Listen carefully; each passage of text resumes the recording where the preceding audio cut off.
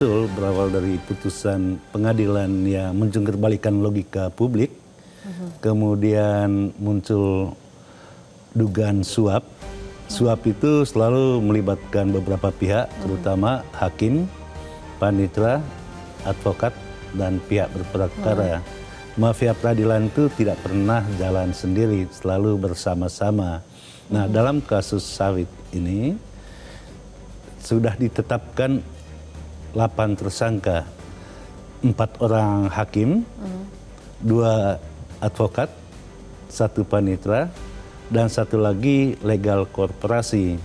Pertanyaannya, apakah legal korporasi ini pemilik uang 60 miliar atau operator saja siapa begitu? Sesungguhnya pemilik uang ini? Nah, Kejaksaan Agung diminta untuk membuka kotak Pandora itu. Kotak Pandora yang dimaksud itu siapa pemilik uang itu.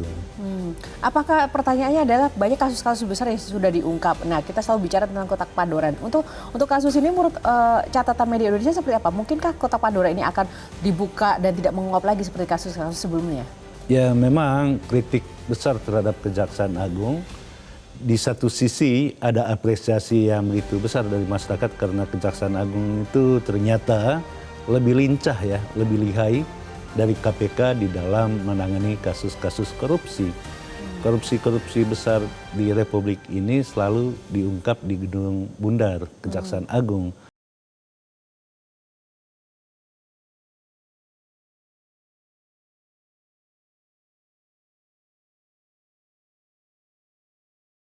Tidak pernah menyentuh siapa sesungguhnya atau orang-orang yang dekat kekuasaan itu tidak pernah disentuh oleh Kejaksaan Agung. Ini kritik kita terhadap Kejaksaan Agung. Oke, sebelum kita ulas lagi apa yang mungkin menjadi langkah dan harapan ke depan terkait dengan penanganan kasus ini, kita saksikan dulu Bu Gauda, saya juga pemirsa tayangan yang satu ini.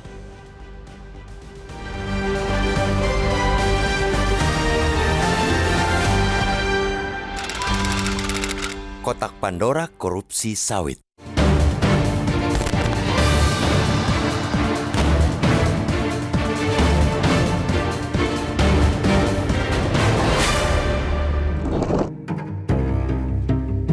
Pengusutan kasus dugaan suap pengurusan perkara korupsi pemberian fasilitas ekspor minyak sawit mentah atau CPO dan produk turunannya mulai menguak para pelaku dari korporasi. Kejaksaan Agung menetapkan tersangka ke-8 yang merupakan Social Security Legal, Wilmar Group berinisial MSY. 7 tersangka lainnya yang sudah ditetapkan terlebih dahulu berasal dari lingkaran peradilan, termasuk seorang panitera dan 2 advokat terdakwa korporasi. Perlahan, Kejaksaan Agung membuka kotak Pandora kasus suap yang sejauh ini diduga melibatkan Majelis Hakim Perkara dari Pengadilan Tipikor pada PN Jakarta Pusat, yakni Juwamto, Agam Syarif Baharudin, dan Ali Muhtarom. Otak dari pihak hakim tak lain adalah Muhammad Arif Nuryanta yang ketika itu menjabat Wakil Ketua PN Jakpus. Arif disebut oleh Kejaksaan meminta 60 miliar rupiah kepada advokat terdakwa untuk pengaturan putusan. Permintaan dipenuhi dan pada 19 Maret 2025 Majelis Hakim menjatuhkan vonis lepas kepada para terdakwa yang merupakan perusahaan-perusahaan minyak sawit.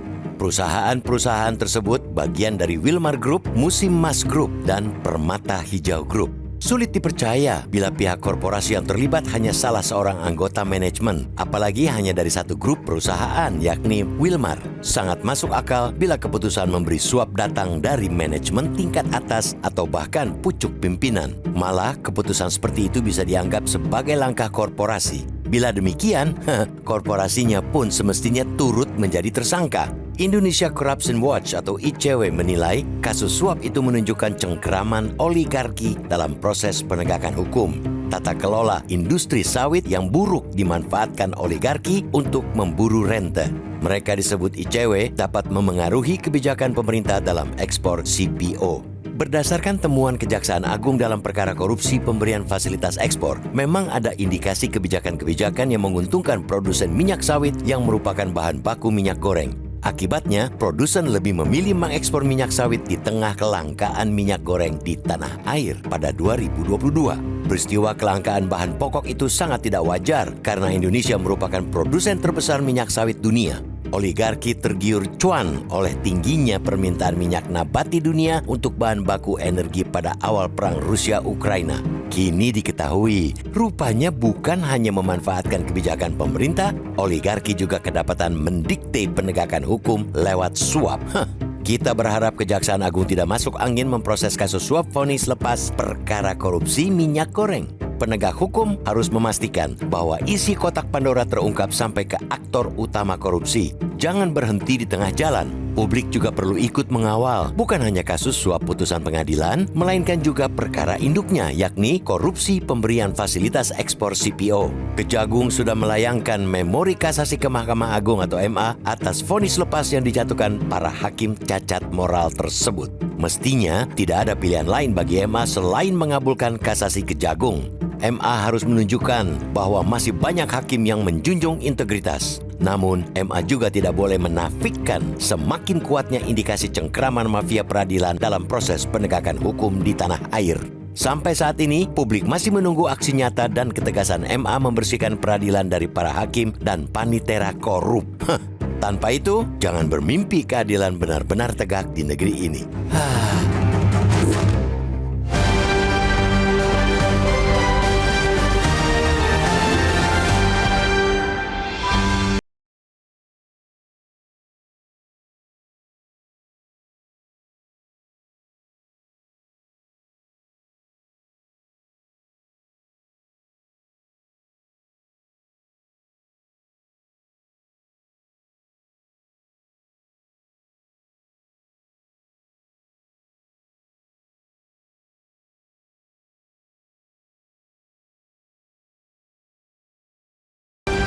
Media Indonesia mengajak Anda untuk mengakses fitur premium e-paper.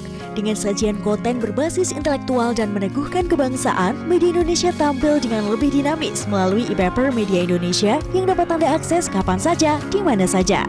Caranya mudah, download aplikasi Media Indonesia di Android atau ketik link e-paper.mediaindonesia.com atau bisa scan QR code pada layar kaca Anda.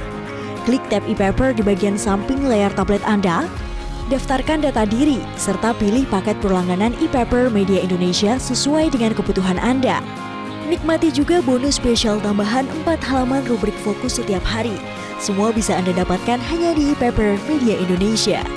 Untuk informasi lebih lanjut, hubungi customer service di nomor 0811 1201 2018 atau kunjungi media sosial @Media Indonesia.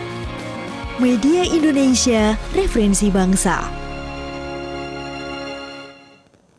Ya pemirsa, sebelum kita bahas bersama Bu Gondo Siswardi, kita akan sapa dulu penelpon yang sudah tersambung bersama kami. Ada Bapak Ondo Siltonga dari Bekasi, Jawa Barat. Pak Ondo, selamat pagi. Selamat pagi, Bu. Selamat pagi, Bang Golden. Selamat pagi. Silakan Pak Ondo, boleh tanggapan dan juga harapan Anda, singkat saja, silakan.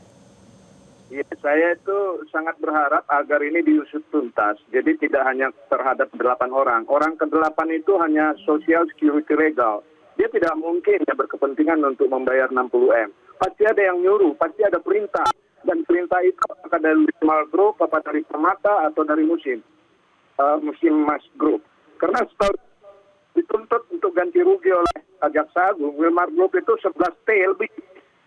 Kata hijau itu 900M, Musim Mas Group itu 4T. Ya kalau 60 miliar itu sebenarnya kecil buat mereka. Yang disita juga nggak nyampe 60M, jadi harus dicari tahu itu apakah ke advokat, apa ke Kementerian dan lain-lain. Ini supaya ini benar-benar diusut sampai sesuai dengan judul kotak Pandora korupsi itu harus dibuka. Ini perusahaan-perusahaan terbesar dunia loh.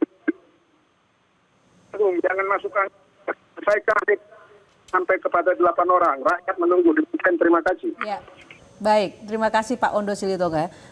Untuk harapannya, bagaimana Bang Gauden? Kalau melihat dari pola kasusnya dan pengungkapannya, ini kita akan bisa berharap banyak gak sih ini tidak akan menguap begitu saja seperti yang tadi kita bahas di awal?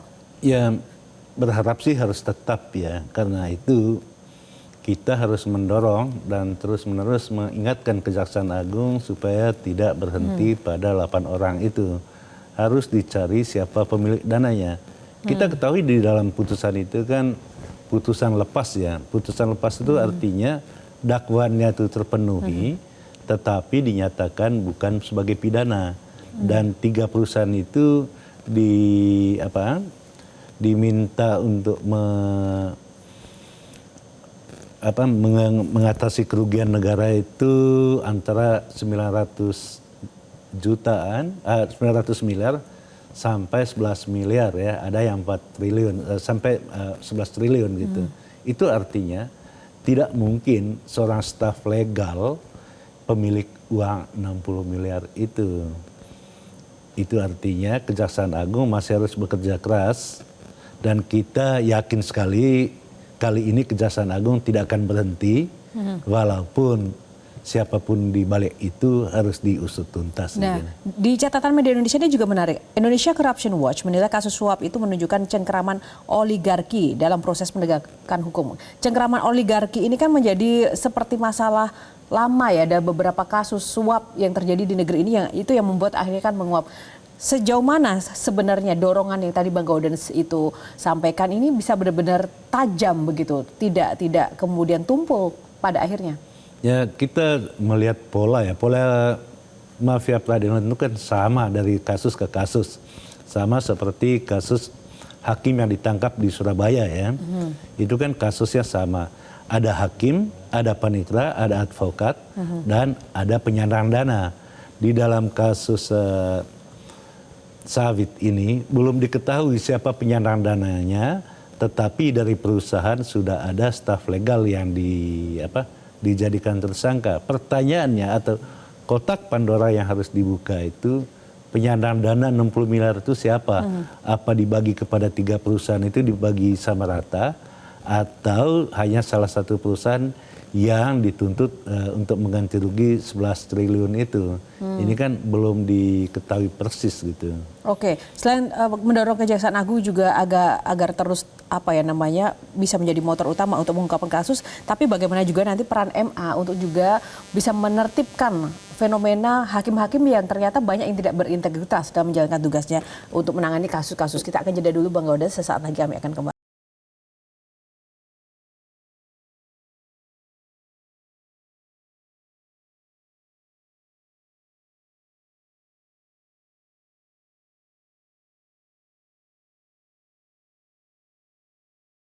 Ya, kembali di editorial Media Indonesia, pemirsa, masih terkait dengan bagaimana kemudian membabat habis ya terkait dengan mafia korupsi yang kali ini ditangani Kejagung terkait dengan sawit. Nah, langkah strategis seperti apa sih yang tadi kan kalau mafianya terpola, tapi solusinya kan juga pasti selama ini terpola dong Bang ya, bisa menjadi catatan Media Indonesia. Kalau kasus-kasus seperti ini seperti apa sih yang paling efektif? Apakah perlu ada turun tangan otoritas tertentu mendorong Kejagung, mendorong MA, mendorong setiap pihak penegak hukum? Ya tentu kalau berbicara hakim ya tugas itu ada 2. Pertama itu di Mahkamah Agungnya sendiri, yang kedua itu tentu di Komisi Yudisial. Komisi Yudisial harus melakukan pengawasan terhadap hakim-hakim. Kita memberi apresiasi kepada Kejaksaan Agung yang melakukan perlawanan atas vonis lepas kasus ekspor minyak sawit mentah ini gitu. Nah, tentu yang ditunggu itu ketika Kejaksaan Agung melakukan kasasi dan ada fakta bahwa terkait putusan itu diduga ada suapnya, tentu kita menunggu Kejaksaan Agung seperti apa putusan kasasinya nanti. Jangan sampai putusan di Mahkamah Agung juga menimbulkan kekecewaan publik. Karena seperti yang saya katakan tadi, seluruh kasus mafia peradilan itu selalu berawal dari putusan pengadilan, entah di tingkatan manapun, yang melawan logika publik. Nah, penjungkiran balik logika inilah awal dari adanya mafia. Di sini editorial Media Indonesia juga mencatat, mestinya tidak ada pilihan lain bagi MA selain mengabulkan kasasi Kejagung. Kenapa menulis ini Bang? Kenapa tidak ada alasan bagi MA untuk menolak kasasi Kejagung? Ya karena fakta yang sedang berjalan sekarang ini kan bahwa putusan lepas itu diduga ada permainan uang di sana 60 miliar. Hakim yang memutuskan itu kan diputuskan pada 19 Maret ya. Hakim yang memutuskan itu pada 15 April ternyata ditangkap oleh Kejaksaan Agung karena diduga menerima suap. Suapnya itu awalnya kan mau disuap 12 miliar, tapi permintaan dari hakim-hakim itu kan minta 60 miliar gitu kan. Nah, apakah putusan lepas itu terkait dengan dugaan suap atau tidak? Ya kita tunggu dari putusan kasasi dari Mahkamah Agung gitu. Nah, bagaimana Indonesia sendiri juga melihat fenomena integritas hakim yang semakin kesini ini terkuak, ini baru 1-2 begitu ya, tapi bisa saja banyak yang masih terselubung. Lalu kepada siapa ini kita harus bisa berharap ketika wakil Tuhan saja pada akhirnya juga tidak bisa dipercaya? Ya ternyata walaupun menyandang embel-embel wakil Tuhan, ternyata perbuatannya itu justru jauh dari hakikat makna putusan itu sendiri. Kan irah-irah putusan itu kan demi Tuhan Yang Maha Esa kan putusannya itu. Selalu menyebut nama Tuhan sebelum mengucapkan putusan. Tetapi ternyata putusan itu didasari patut diduga karena ada unsur uangnya. Jadi bukan berdasarkan hati nurani. Kalau di dalam undang-undang itu kan selain berdasarkan alat bukti, juga berdasarkan hati nurani. Ternyata yang dipakai itu bukan hati nurani, tetapi kebutuhan perut gitu.